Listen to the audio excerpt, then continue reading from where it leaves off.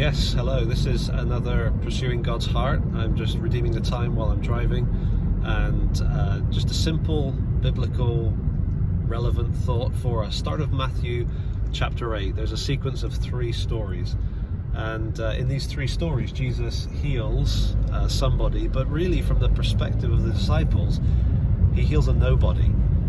First of all, there's the leper. Leper comes to Jesus and says, if you're willing, you can make me clean. Jesus says, I am willing, and he reaches out and he touches him. Second story is a centurion. Centurion's got a slave or a servant that's not well, comes to Jesus. Jesus responds as if he's going to go to his house. Centurion says, no, just say the word. And so there's that whole exchange going on there. But implication, I think, in context is that Jesus was willing to go to the house and touch the servant to heal him. And then there's Peter's mother-in-law, and Jesus touches her hand and raises her up. Now, the thing that all 3 of those people have in common is that they're nobodies, right? 3 somebodies who, according to their culture, were nobodies. The leper was unclean, you don't touch them, outcast, in absolute, total, long-term social isolation, social distancing.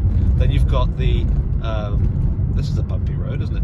And then you've got the centurion's servant, so presumably a non-Jew and a slave as well. And then the third one was a mother-in-law of Peter. So in that context, again, just a woman. And it's interesting how these somebodies who, according to their culture, are nobodies, in Jesus's eyes are very much somebodies. They matter. He's willing to reach out and touch them, care for them, show compassion for them. I'm sure that was a lesson for the disciples, certainly a lesson for us, I think, as we're just spending time in God's Word, pursuing God's heart. You get to see his heart for the nobodies according to culture. A leper, a centurion, Gentile, slave, a woman. What would we say today? Somebody who's over 70, somebody with underlying health concerns, the kind of person that our culture seems to say, well, if it's only them, we're fine. Actually, no, to Jesus, every individual matters.